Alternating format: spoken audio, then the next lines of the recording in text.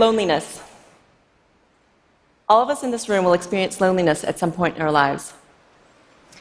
Loneliness is not a function of being alone, but rather a function of how socially connected you are to those around you. There could be somebody in this room right now, surrounded by 1,000 people, experiencing loneliness. And while loneliness can be attributed to many things, as an architect, I'm going to tell you today how loneliness can be the result of our built environments, the very homes we choose to live in. Let's take a look at this house. It's a nice house. There's a big yard, picket fence, 2-car garage. And the home might be in a neighborhood like this. And for many people around the globe, this home, this neighborhood, it's a dream. And yet the danger of achieving this dream is a false sense of connection and an increase in social isolation. I know, I can hear you now. There's somebody in the room screaming at me inside their head. That's my house, and that's my neighborhood, and I know everyone on my block. To which I would answer, terrific. And I wish there were more people like you. Because I'd wager to guess there's more people in the room living in a similar situation that might not know their neighbors. They might recognize them and say hello, but under their breath, they're asking their spouse, what was her name again? So they can ask a question by name to signify they know them. Social media also contributes to this false sense of connection. This image is probably all too familiar. You're standing in the elevator, sitting in a cafe, and you look around, and everyone's on their phone. You're not texting or checking Facebook, but everyone else is.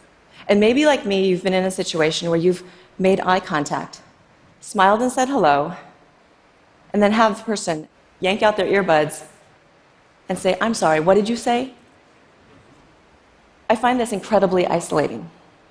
The concept I'd like to share with you today is an antidote to isolation. It's not a new concept. In fact, it's an age-old way of living, and it still exists in many non-European cultures around the world. And about 50 years ago, the Danes decided to make up a new name. And since then, tens of thousands of Danish people have been living in this connected way. And it's being pursued more widely around the globe as people are seeking community. This concept is co-housing. Co-housing is an intentional neighborhood where people know each other and look after one another. In co-housing, you have your own home, but you also share significant spaces, both indoors and out. But before I show you some pictures of co-housing, I'd like to first introduce you to my friends Sheila and Spencer. When I first met Sheila and Spencer, they were just entering their 60s. And Spencer was looking ahead at the end of a long career in elementary education. And he really disliked the idea that he might not have children in his life upon retirement. They're now my neighbors. We live in a co-housing community that I not only designed, but developed and have my architecture practice in. This community is very intentional about our social interactions. So let me take you on a tour.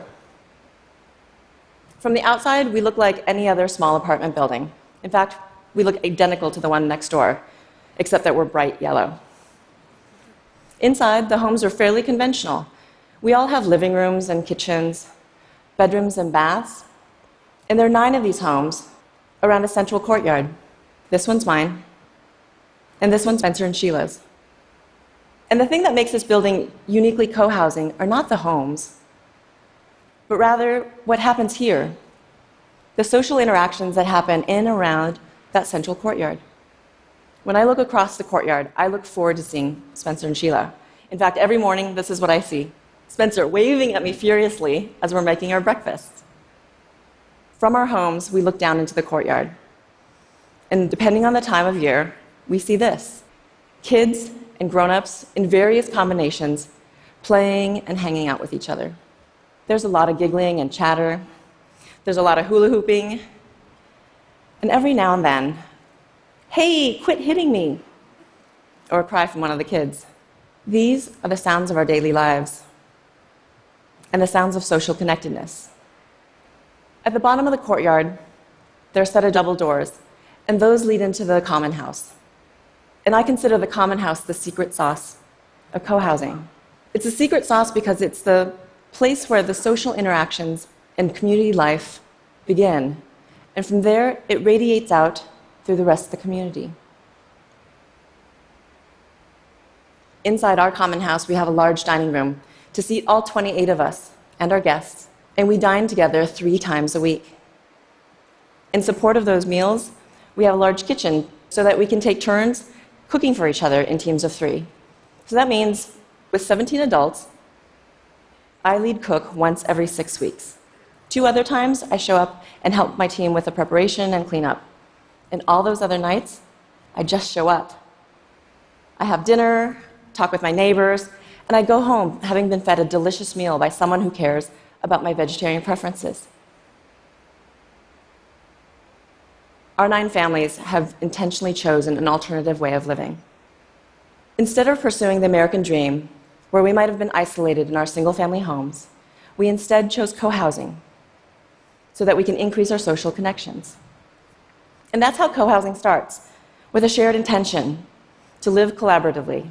And intention is the single most important characteristic that differentiates co-housing from any other housing model.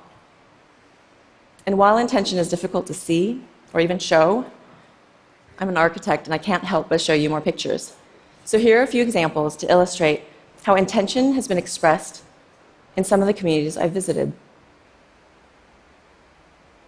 Through the careful selection of furniture, lighting, and acoustic materials to support eating together. And the careful location and visual access to kids' play areas around and inside the common house. And the consideration of scale and distribution of social gathering nodes in and around the community to support our daily lives. All of these spaces help contribute to and elevate the sense of communitas in each community. What was that word? Communitas. Communitas is a fancy social science way of saying spirit of community. And in visiting over 80 different communities, my measure of communitas became how frequently did residents eat together. While it's completely up to each group how frequently they have common meals, I know some that have eaten together every single night for the past 40 years. I know others that have an occasional potluck once or twice a month.